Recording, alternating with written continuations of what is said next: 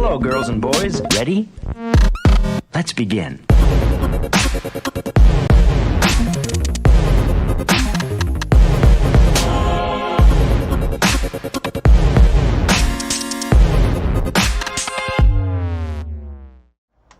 What's up, everybody? What's happening? This is Danny Eley. This is Danny Eley Live. Good to see Facebook is going. What's up to the Facebook chat? My brother's in the chat. He asked me a couple weeks ago if he had to watch these. I told him he didn't, but if he wanted to, he could. YouTube's going. What's going on, YouTube? Hope you guys are having a fantastic Tuesday. It is March 31st. I almost said 13th.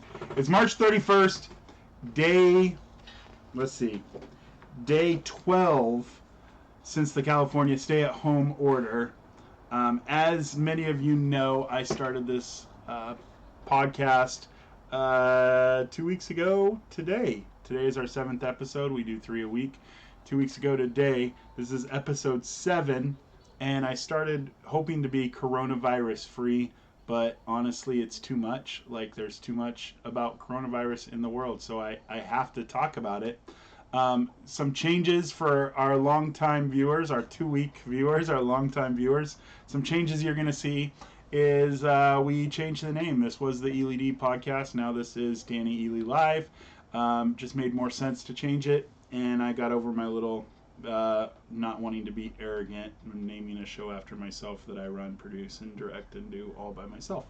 Anyways, I'm excited about tonight. We're going to have a conversation about leadership.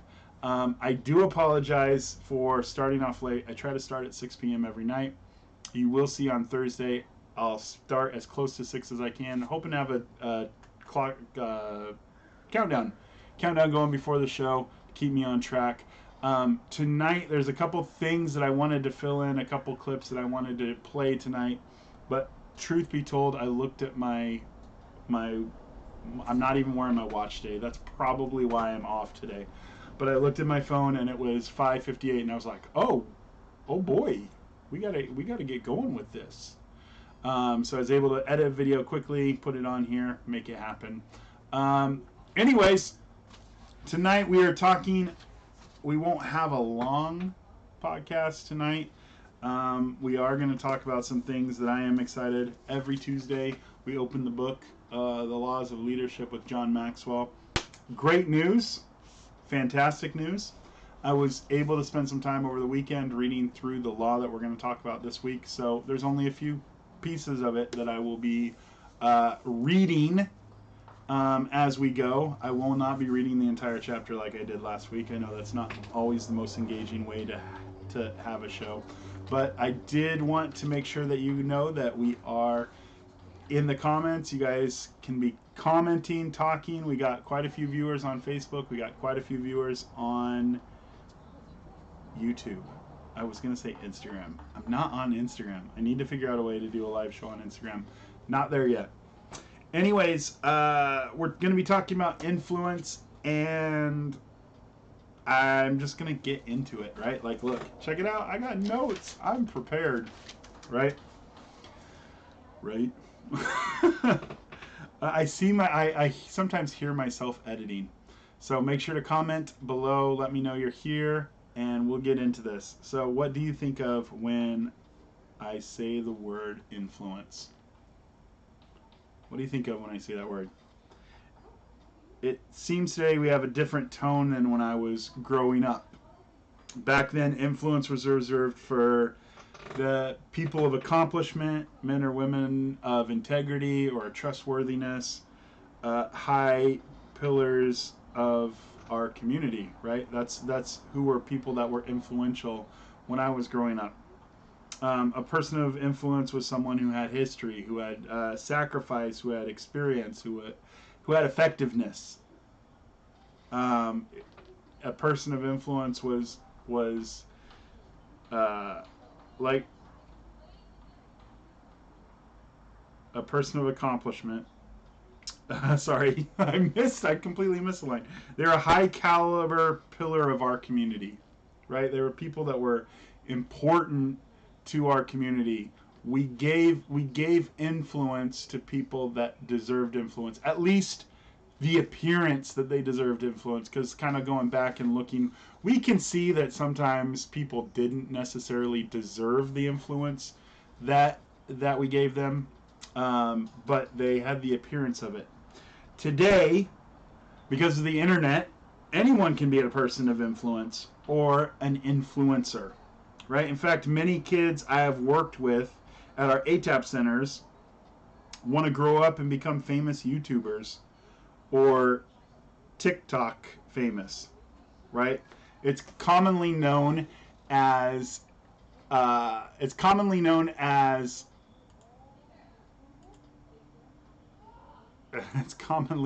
a social media influencer.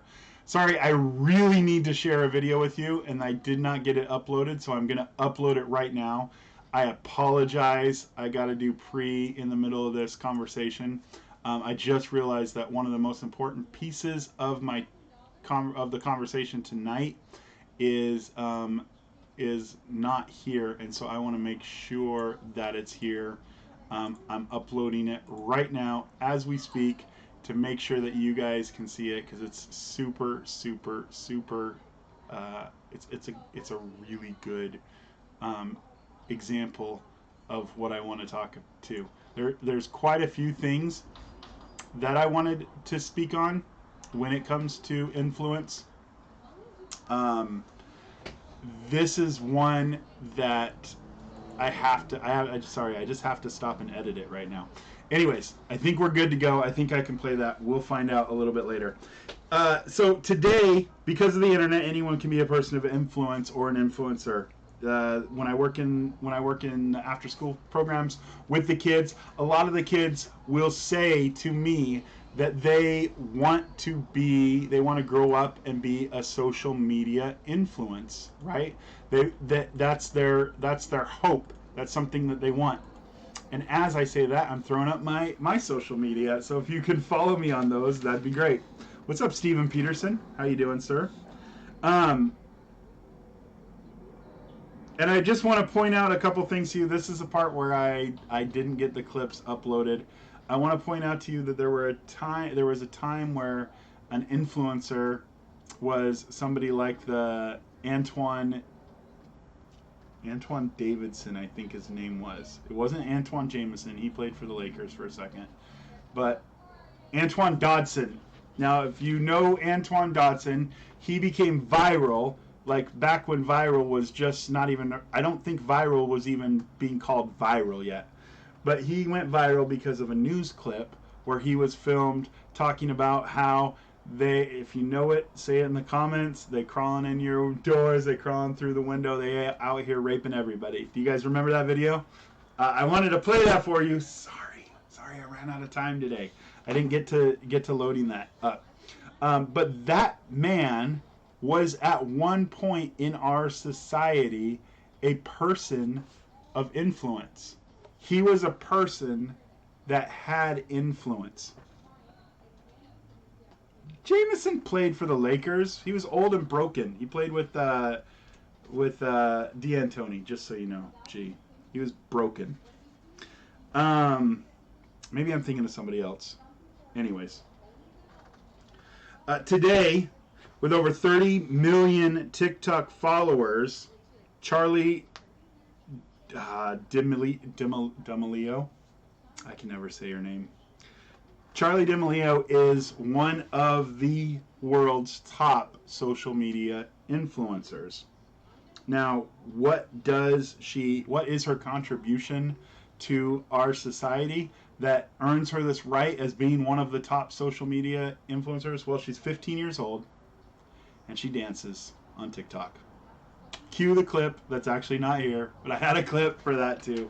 Again, I'm sorry. It was a big day. We were helping a lot of seniors. It was a really good day with ATAP. I'll get this stuff taken care of. Anyways, our influencers today are not what they were back in the day. And don't get me wrong, I am not crapping on artists. Artists change the world. I'm not crapping on Charli. I'm not crapping on Antoine. Crapping on Antoine or the internet. I think it's fantastic. I think it's amazing that today we have the opportunity to put a video online similar to what I'm doing right now, and create influence around someone. Sometimes the person doesn't necessarily deserve it. You think like what was that guy's name? Jake Paul, right?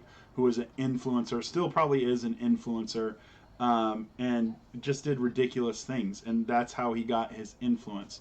Not necessarily the right message that they're sending out, and they will gladly claim the role of influencer, but they won't necessarily take the responsibility of influencer.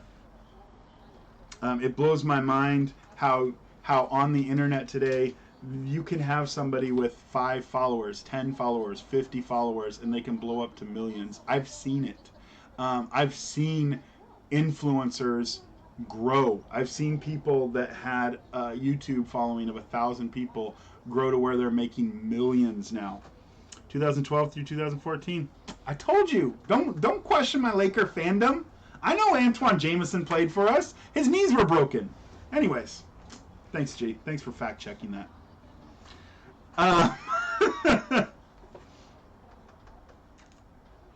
But I've seen influencers blow up. I just watched a video just the other day of somebody that I watched as a young woman in the UK who started just making daily vlogs and now has a makeup empire, like she's set for life by creating influence around things that she was passionate about. I think it's amazing to be able to take a message that you have, be able to put it into the world, and to be able to create influence. Influence is powerful. And it's so powerful, it is... It's a law of leadership. I lifted that way up too high. It's a law of leadership. It's one of the laws of leadership. In fact, it's the second law of leadership. And as we talked about last week, the laws of leadership are not required that you do them in order. They stand alone by themselves, and they also work together. So I want to talk to you about influence. The measure of a leader is influence, and how can we lift our level of influence. I do want to read a story to you about a person who had, 2 people actually, who had great influence. So in the summer of 1997, people were jolted by 2 events that occurred less than a week apart. The deaths of Princess Diana and Mother Teresa. On the surface, last week I looked down too much, so I'm going to try to lift it up like this. On the surface, the 2 women could not have been more different. One was tall, young, a glamorous princess from England who circulated in the highest society. The other, a Nobel Peace Prize recipient, was a small, elderly Catholic nun born in Albania who served the poorest of the poor in Calcutta, India. What's incredible is that their impact was remarkably similar. In a 1996 poll published by the London Daily Mail, Princess Diana and Mother Teresa were voted in first and second place as the world's most caring people. That's something that doesn't happen unless you have a lot of influence. How did someone like Diana come to be regarded in the same way as Mother Teresa? The answer is she demonstrated the power of the law of influence. In 1981, Diana became the most talked about person on the globe when she married Prince Charles of England. Nearly 1 billion people watched Diana's wedding ceremony televised from St. Paul's Cathedral, and since that day, it seemed people could never get enough news about her. People were intrigued with Diana, a commoner who was once a kindergarten teacher. At first, she seemed painfully shy and totally overwhelmed by the attention she and her new husband were receiving. Earlier in their marriage, some reports stated that Diana wasn't happy performing the duties expected to her as a royal princess. However, in the time she adjusted to her new role, as she started traveling and representing the royal family around the world at various functions, she quickly made it her goal to serve others and raise funds for numerous charitable causes. And during the process, she built many important relationships with politicians, organizers, and humanitarian causes, entertainers, heads of state. At first, she was simply a spokesperson, a catalyst for fundraising. But as time went by, her influence increased, and so did her ability to make things happen. Diana started rallying people to causes such as AIDS research, AIDS research, care for people with leprosy, and the ban of landmines. She was quite influential in bringing that last issue to the attention of the world's leaders. Once, on a visit to the United States just months before her death, she met with the Clinton administration to convince them to support the Oslo Conference banning these devices, and a few weeks later they made changes in their position. Patrick Fuller of the British Red Cross said the attention she drew to the issues influenced the Clintons. She put the issue on the world agenda. There is no doubt about that. In the beginning, Diana's title had merely given her a platform to address others, but she soon became a person of influence in her own right. In 1996, when she was divorced from Prince Charles, she lost her title, but that loss didn't diminish her impact on others. Instead, her influence continued to increase, while that of her former husband and in-laws declined, despite their royal titles and position. Why? Diana instinctively understood the law of influence.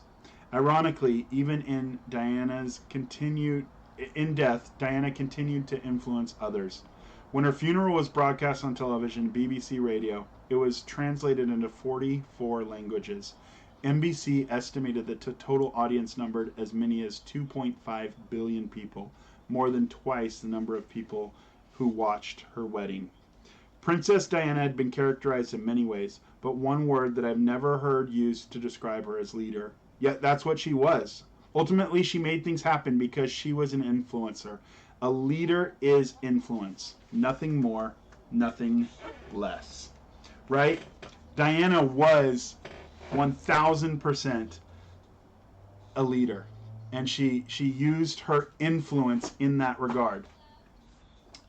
People have misconceptions when it comes to a leader. They think it's an impressive title or an assigned position. But without influence, those titles and those positions quickly erase. You have to be a person of influence if you're going to be a person who leads. 5 myths about leadership. The management myth. The management myth. There was once a belief that leadership was closely associated with management. Now you can add leadership to management, and it can create a better management. But just because you're a manager of something does not automatically make you a leader. Somebody outside is yelling. That's weird. Anyways, another myth is the entrepreneur, right? Somebody who is in sales or who is very fired up, like very has strong. Why can't I think right now? Has strong that yelling threw me off. Somebody who has is able to persuade. Somebody who's strong. Somebody who I can't. Anyways, sorry. The entrepreneur does just because they're an entrepreneur and they have charisma. That's the word I was looking for. They have strong charisma. Oh, this is a tough night. Anyways, charisma. Just because you have charisma doesn't necessarily make you a leader. Now, charisma is helpful in leadership, just like management. It's leadership. Management is helpful, but that doesn't automatically create a leader. Knowledge. Having vast amounts of knowledge. Knowledge is great, but when it's not put into practice, or when it's not utilized, or when it's not applied, knowledge, people believe that, oh, this person is very smart, so obviously they must be a leader. No, it doesn't make a leader. The pioneer, the person who was there first, the person who was out front first. People think that may create leadership, but it doesn't necessarily mean that they're a leader. And then the position, the title, kind of like we talked about earlier with the idea of management, right? The position doesn't make a leader. What makes a leader is influence. Influence is incredibly important. At ATAP, I definitely have the management I have the entrepreneur, I have the knowledge, I'm kind of a pioneer, and I have the position. None of those things make me a leader, even though I am a leader. And every site I go into, I am a leader within that community. It's crazy. Our my boss, Sherry, she hates when I say Sherry too. She's my boss too. Sherry's my boss. But she is our CEO, our Chief Equipping Officer, and she looks at that as her leadership role, that she is equipping us to do what we need to do. And when I go into a community, I am also a Chief Equipping Officer. I am there to equip the community to accomplish the things that they need to do to get to the place that they need to get to. And it's great. I started working last October in a site. It's a very small site. There's 8 apartment units, and it's a senior site. And I started working there with these seniors, and I went in obviously as the resident services coordinator. I have a job to do, I have a responsibility to do, I need to lead, I need to take this. But I quickly realized there was a lady there who was the leader of the community, and her name is Susie, and I want to share with you, hopefully this works, fingers crossed, I want to share with you a message that Susie sent us today. All right, this is Susie, and she's at one of our ATAP sites in LA, and she has something she wants to share with you. Okay, God is in control. He's real. And it's only through crises like these that we get to see how real He is. And you have only to recall how He's helped you in the past. Don't forget. I just want to share something that He says. He says, to the woman at the well that He met, a woman who was a... All right, this is Susie, and she's at one of our ATAP sites in LA, and she has something she wants to share with you. Okay, God is in control. He's real. And it's only through crises like these that we get to see how real He is. And you have only to recall how He's helped you in the past. Don't forget. I just want to share something that He says.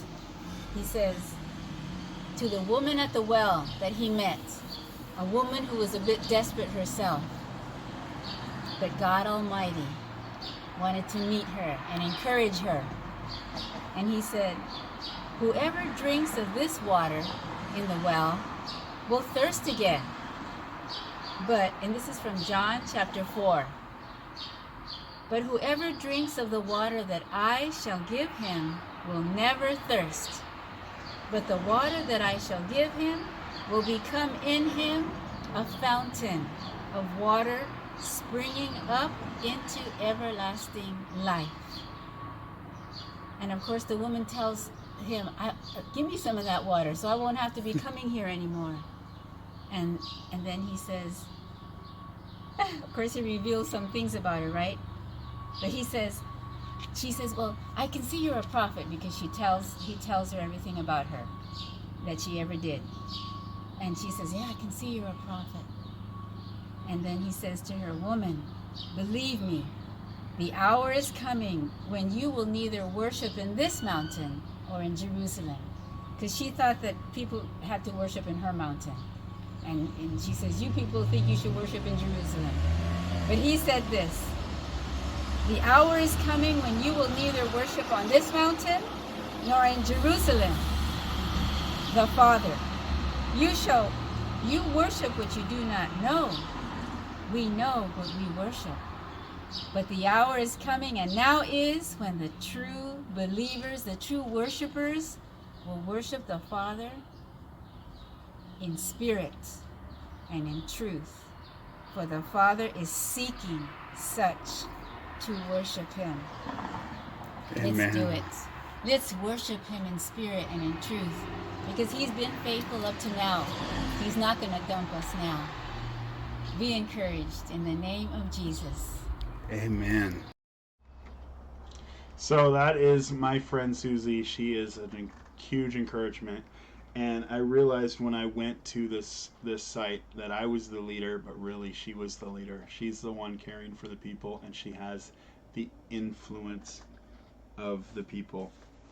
One last story I want to read to you, and it's about Abraham Lincoln, one of my favorite people. He said, uh, in 1832, years before he became president, young Lincoln gathered a group of men to fight in the Black Hawk War. In those days, the person who put together a volunteer company for the militia often became its leader and assumed the commanding rank.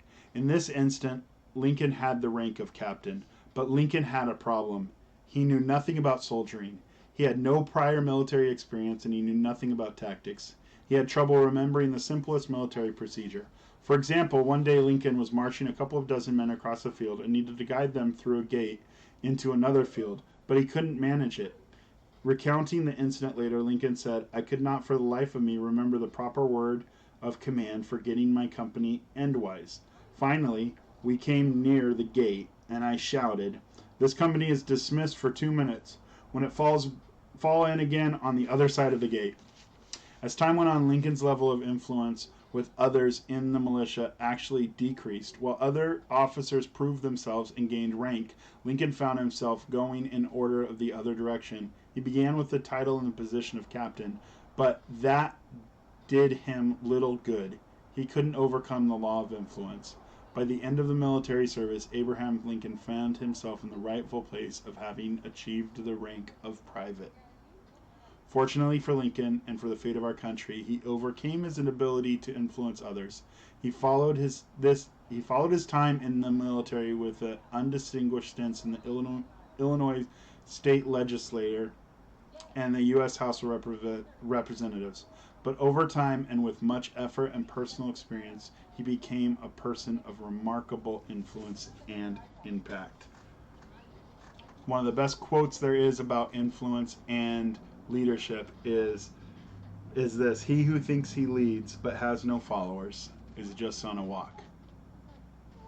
So that's our conversation on influence. Again, I'm sorry for the technical difficulties this week. I was annoyed with them, but I'm glad I got that Susie clip playing, even though it took 2 tries, so that you guys could see that and see that amazing person, that word of encouragement. Are you a person of influence?